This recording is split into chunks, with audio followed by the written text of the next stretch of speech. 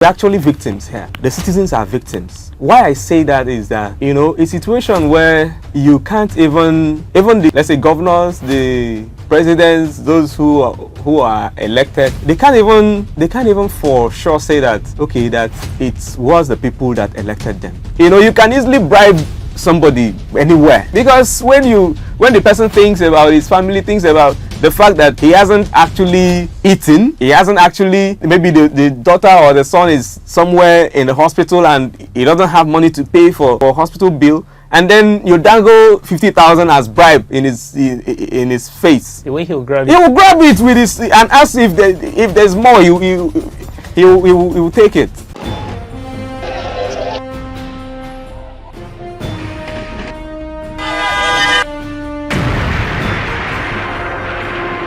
Hi, my name is Chikeze Omuna Oyenunuzochi, and this is the COO. Earlier today, I had a conversation with a friend of mine, and it was very electrifying. We talked about the NLC, Nigerian Labour Congress, and the aftermath of the just called off strike, and what it portends for the country and the future of workers in Nigeria. And it was very, very engaging. I just wanted to take a sneak peek on this conversation with my friend Jude Chinedu, a budding reporter, a budding journalist who has done incredibly well in the field of journalism right here in Enugu and Southeast in general. So I hope you have a wonderful time out with this interaction. All right, good morning. Hope you're having a beautiful Wednesday already. Yes, it's an awesome Wednesday in what will I say now, in an unfortunate situation happening in the country. Prices of things have actually skyrocketed. Yes, it's no longer news that people go to the market and they struggle to buy a lot of things, but right here, right now on 106.9 FM Going to Radio, we'll be talking about very, very crucial issue. Now, this has to do with development that just happened within the past few days. The NLC declared an indefinite strike on Sunday, and it began midnight Sunday, and then a lot of things just followed suit. The country, the economy was on a halt, and just yesterday they decided to call off the strike pending the outcome of the negotiation, continuous negotiation with the federal government, which according to them is going to last for the next 5 days. Yes, for 5 days means the next 5 working days, and then for the next 1 week. Right here on Going Radio, we'll be talking about the developments surrounding what the Labour is fighting for, and why it seems like Nigerians are actually complacent when it comes to Labour making threats and then Labour leading the protest against poor welfare for both workers and then the economic quagmire the country have found themselves. Right here in the studio, I have with me a budding journalist and a widely traveled and widely read journalist in the house, Jude Chinedu, correspondent of Daily Sun newspaper right here in Southeast. Jude, welcome to Going to Radio this beautiful morning. Thank you, Chikeze. Thank you. Okay, let's dive into the situation already. We know that the strike was very excruciating. It was crazy, like it was very, very crazy. People could barely follow through. Like, at least we saw Monday there was no light, and then the whole of Tuesday as well there was no light up until midnight of Tuesday. Let's say just the early hours of today, Wednesday, and then the lights came back, but then it seemed like there is relatively less support for Labour. What do you think? What do you think happened? Why do you think people are actually not really optimistic about the Labour movement? Thank you very much, my brother. It's about the people looking back to what has been, over the years, especially under the previous administration of Muhammadu Buhari, where you only hear of planned strikes and nothing comes out of it, And at the end of almost every of these incidences, you see that there's nothing actually, Labour has sort of lost its negotiating power. Strikes are what Labour unions use to get commitments from the federal government, and then, to put them in check. But over the years, we've seen a situation where they just talk about the strikes and then you don't see anything come out of it. They don't go on strike, nothing, no commitment from the federal government. So people are kind of, it's the same thing now, nothing will happen, the same routine. So I think that informed the pessimism, that was expressed by the people regarding this particular. And that expression was actually loud. Yes, it was. People at some point even started even complaining about labor. What's all with all these things now? So people are tired of the whole thing. You talk about strike, you talk about we'll do this, we'll do that, but then nothing comes out of it. So it doesn't really go down well with the people. So I think that was exactly what happened. Okay, labor is demanding 490-something thousand naira, if I can recall, and then federal government is demanding, not being very specific. See how smart they are. They are now saying that we are going to pay something above 60,000 naira with no specification. But we all know that it's not feasible to pay 490,000 naira as minimum wage, because it's going to have a ripple effect, like the little knowledge I have about economy. But what do you think could be a feasible demand labor should be making right now, considering the volatility of our economic situation? Well, the thing is that actually there is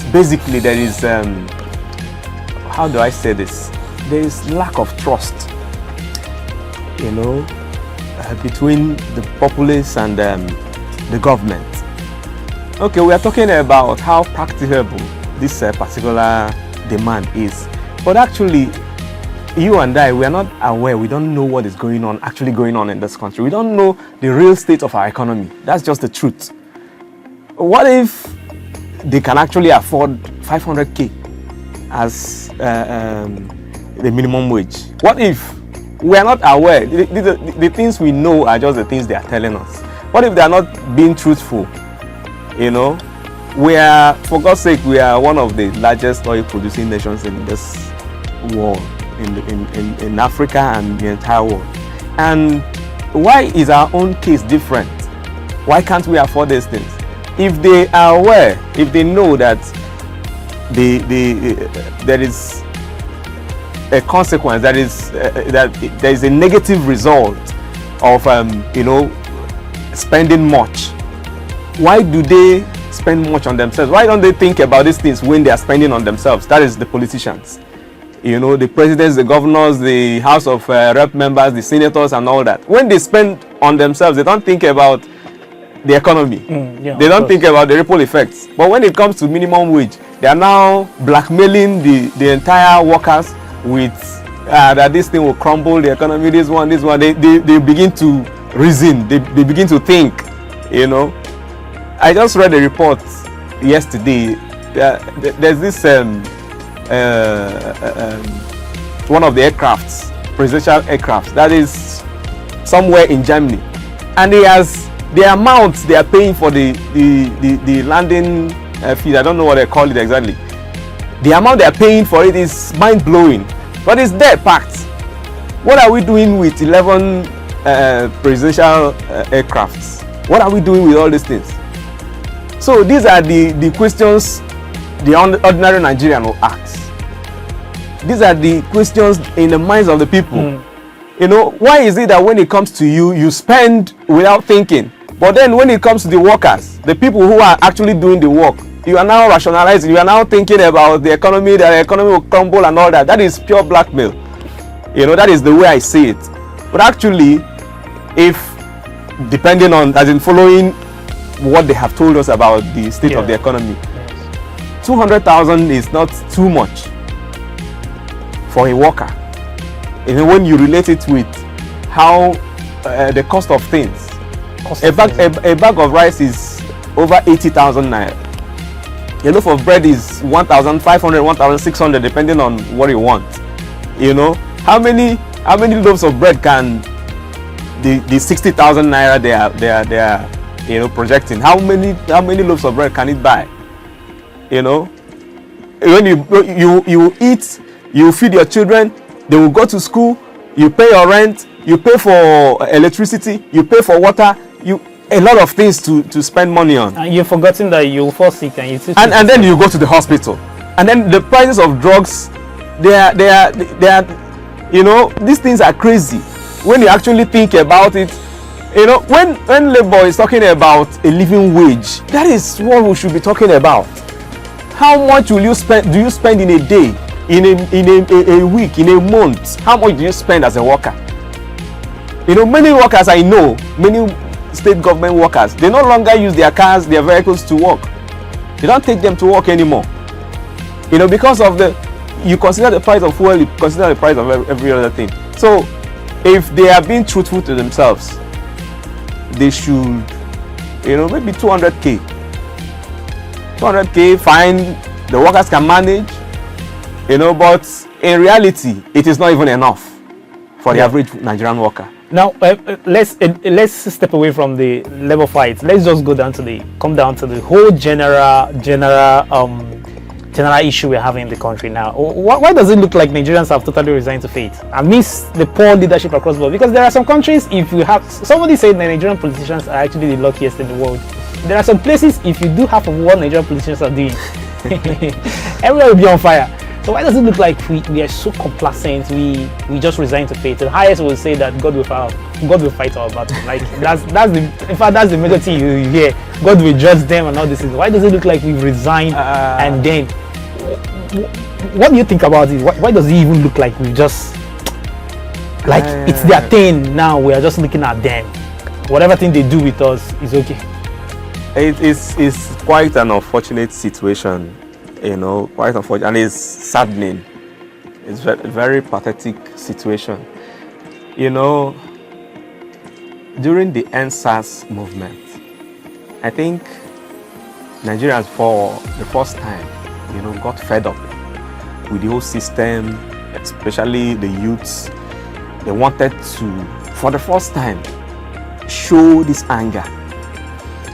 You know, but as was expected, the government rose with its might and vigor to crush that particular movement.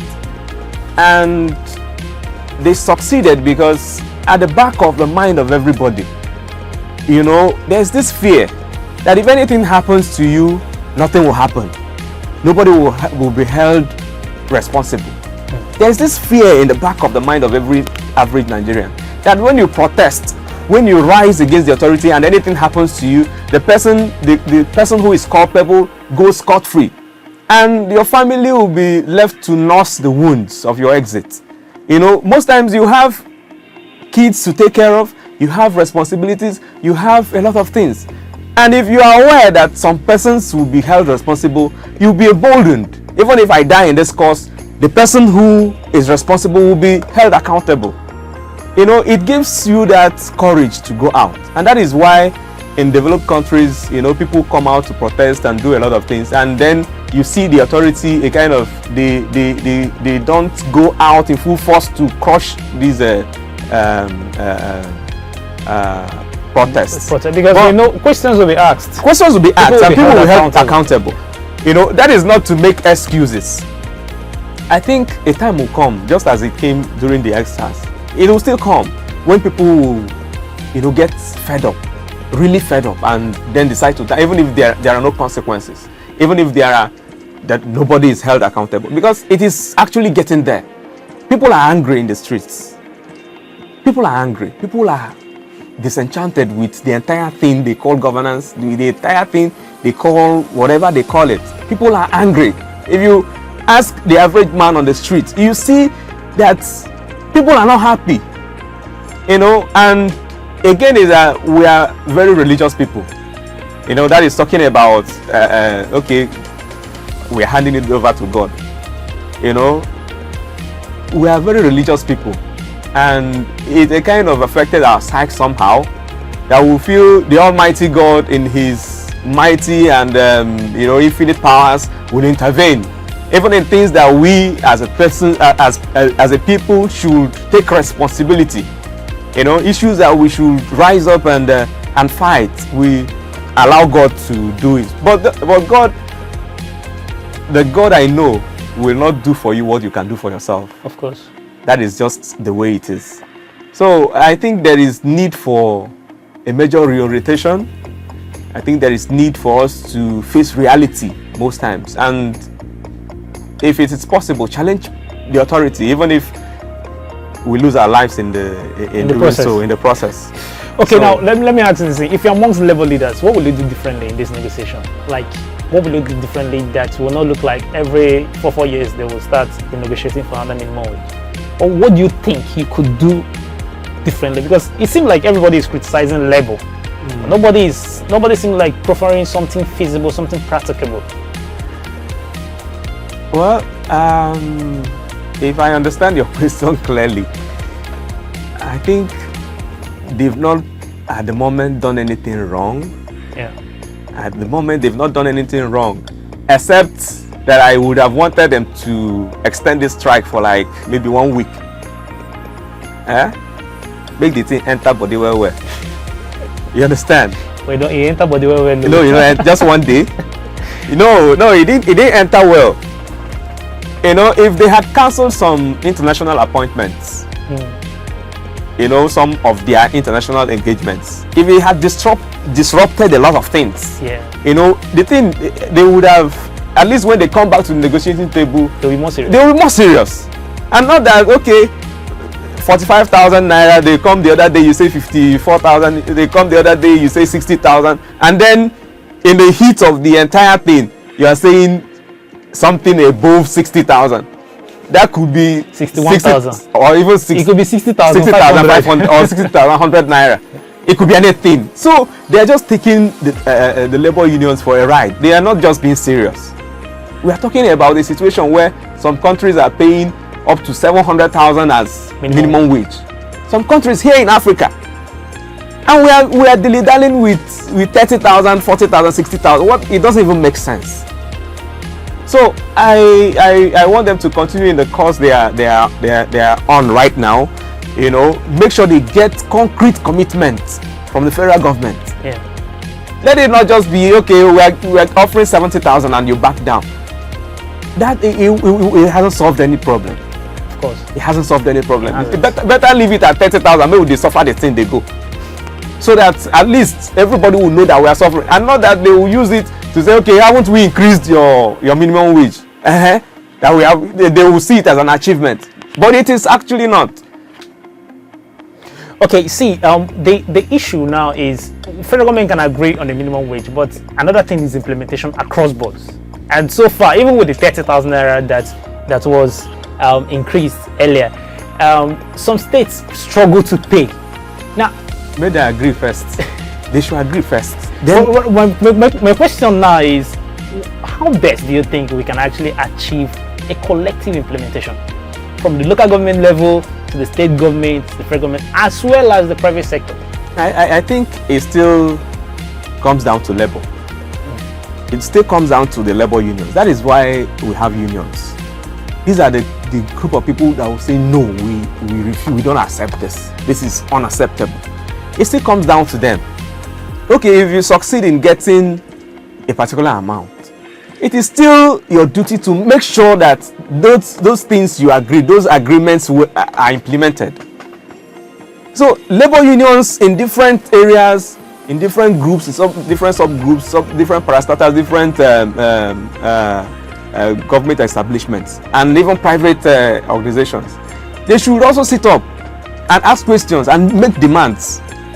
No company can exist without their workers. Of course. No company, no organization can succeed without the work. If the workers are united in pursuit of any particular aim or objective, as it regards their welfare, they will get it, they will succeed.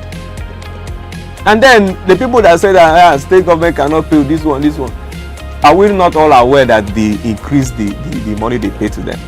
Their monthly allocation or whatever. We are all aware, and the government, the state government, even the federal government they should become more creative. Engage in stuff that will bring money so that you can, pay your bills, pay the monthly salaries to the workers. You don't just sit back and say, I'm collecting 100,000 naira, and because of that I can't pay salaries, or I can't pay the new minimum wage. That doesn't make sense. So they should be more creative. And also cut down on corruption. I think that is essential. That is essential. That is most essential.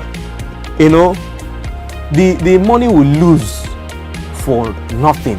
The money just goes down the drain.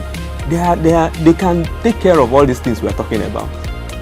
Besides, some of these persons that call themselves politicians, some of them, the money they spend on frivolities, on drinks, on alcohol, on some of their lifestyle, can take care of a worker's salary for 10 years. And they spend it in a night. It can bring a worker and pay the person's salary for 10 good years. And these are the things they spend in a night. And because they are overpaid. They are overpaid. Outside the payment, there are a lot of loopholes. There are a lot of places where they milk the resources of the nation. All right, if you're still joining us, this is Issues, and we are talking about the state of the country with a relative interest focused on the minimum wage and the whole debacle with NLC and the federal government. I have in the studio Jude Chinedu, a Daily Sun newspaper correspondent right here in Southeast Nigeria. So Jude, we are talking about, before we went on this short break, we were talking about your prediction in the nearest future about the state of the nation. Like, it's 1 year in office of President Tinubu. Well, before when you're done with this, I'll still ask you a very pertinent question that has always been an issue, especially on Twitter. But you've been talking about your prediction, and then it's all gloomy. Yeah, seriously. It's all gloomy about it. Seriously, you know, the lack of direction on the part of government is alarming. You know, a situation where we don't know our right from our left, our left from our right. We don't know anything about this economy, about the government, about anything. They say one thing today and they say another tomorrow. It is very disappointing. And it shows that if we continue like this nation will become a failed state if care is not taken. Some people will beg to differ, because some people have already started regarding it as a failed state. Yeah, but some people still believe that, yeah, we are still there. We're still hanging. Where exactly are we? Because there's something you said before in a short break. You say something about foreign direct investment, because there is nothing concrete about foreign direct investment that's actually coming into this country. Exactly. And they've been gallivanting from one country to another, looking for investors. Who will come? If you have your money, if you are the investor, will you come? Will you come into Nigeria? If you are an investor in let's say US or in UK or in Canada, will you pack your money and come and invest in Nigeria in this situation we are in now? A country where the purchasing power of the citizens is going down the drain, insecurity is on the rise. So who will patronize you if you set up, let's say you set up a firm here? Who will patronize you? Where will you sell? Where is the market? Where the people do not have money, you know, to buy stuff. You know, you can. There are expenses you can't make as an individual. Yeah. There are things you could afford before. There are some things you could easily afford before that you now see it as luxury. Big luxury. Big, very massive luxury. You know, and everybody, we're just trying to survive. We're just trying to hang in. We're just trying to manage, trying to, you know, if it's possible, cut corners.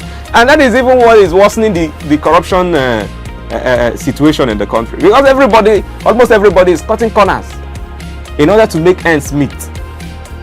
You know, you can easily bribe somebody anywhere, because when the person thinks about his family, thinks about the fact that he hasn't actually eaten, he hasn't actually, maybe the daughter or the son is somewhere in the hospital and he doesn't have money to pay for hospital bill, and then you dangle 50,000 as bribe in his face. The way he'll grab it. He will grab it with his and ask if there's more. He will take it. So that is the situation we found ourselves. You know, it's terrible. Very. It's terrible, and I just pray that you know, somehow things will change. Maybe the president gets someone, a good advisor, who will tell him these are the things you should do, these are the things you, and then he accepts to do them. 40-something ministers and almost all are politicians. That is that. So why won't we be where we are? Okay, you know? Now people have this dichotomy. I don't call it dichotomy. They say, why do we always point the finger at the federal government and neglect the state governors? Where do you think they have a point there, considering the kind of federal the kind of political system we run? Yes, I think they do. They do have a point. The federal government plays a very important role, but then the state governors, the states at the state level, there is also this level of should I say incompetence in terms of the persons who, you know, who are in charge of the states. You see a state governor come in and there is no direction, just as it is with the federal government. You know, it's just about come and share money. You know, everybody is devising, almost every state government is devising a way to allocate money and lands, properties to themselves. That is just what they are after. You know, and they lack the direction. You know, there are a lot of things the governor can do to make things better for his people. The money we're talking about, monthly allocation, it is not the small money. Their security votes, their allocations, these are money running into billions. You know, and these are things that can be used to better the lots of the people, even at the grassroots. But they won't do that. So, and one thing with our people is that we like fighting things that are far off. Relevant. Afar off, yes. Yes. Things that are, you can easily fight Tinubu, call him names. But when it comes to your state, you are afraid to talk. When it comes to your local government, because there are basic things the local government should provide. Yeah. When it comes to your local government, because of the proximity, you are afraid, you won't talk. Because you could be kidnapped, you could be arrested, you could be beaten up, and then you won't talk. But that one that is in Abuja, before he comes from Abuja to your state, you can easily castigate them. You can easily talk about them. So, but it is time for us to start holding every elected representative, every elected political office holder to account. They should do their bit. We know that things are not going on well. We know that things are not the way it is supposed to be. But then these guys, these elected officials should do their best within the power they have. They can better the lots of the people. Okay, Jude, your last words to Nigerians, because we can talk about government from now to tomorrow, but we have a problem as citizens, and then we have a role to play. So what would be your advice to Nigerians going forward? Like, what should we start doing? Because there's no government without the people. Exactly. But the issue is that I wouldn't want to be part of those who blame the victim. We're actually victims here. The citizens are victims. Why I say that is that, you know, a situation where you can't even the let's say governors, the presidents, those who are elected, they can't even for sure say that, okay, that it was the people that elected them. You know, I get the sense that these people do not even hold this regard for the people. There's no allegiance to the people. They don't feel that they have any responsibility to the people because they know that they were not elected. So many of them know that this guy didn't vote for me. So why would I come back to you to ask any questions? You know. But then, as citizens, we have to speak up. We have to be more active. We must be active in political participation. We have to be active in a lot of things. We have to ask questions. We have to hold these people to account. Although the problem is that when you do, there's been a lot of issues. When you do, you are on your own. Nobody stands by you. Nobody holds anybody to account. So you see that we are almost defenseless. We are almost defenseless. So that is the issue. Okay, thank you so much, Jude, for coming around. This has been a very insightful discussion, and then I just pray that people are listening, and I just pray that they understand that they have a responsibility to make the country a better place for. All of us can japa. So that's the point. Even to japa now is you have to be a millionaire. You can't even japa if you want to. That is the issue. Okay, this is still going in Radio 106.9 FM, and then I've been talking with Jude, corresponding for Daily Sun right here in South East. Jude, thanks so much for coming around to the studio. And then I'll be playing this song by Pulse Sote, so that we'll join them to be praying, Sha. Okay, don't go anywhere. Up next will be News in Brief by 10. Remember, this is a favorite 106.9 FM Go Uni Radio, the heartbeat of dialogue. I'll be right back. Hope you had a good time listening to us out there. It was great having Jude in the studio. Remember, this is the COO, and I remain Chikeze Oyenonuzochi Obunan. Just try as much as possible to subscribe to my channel and follow me on all socials. I am on TikTok, Facebook and YouTube, as well as Instagram at the COO. See you next time. Take care.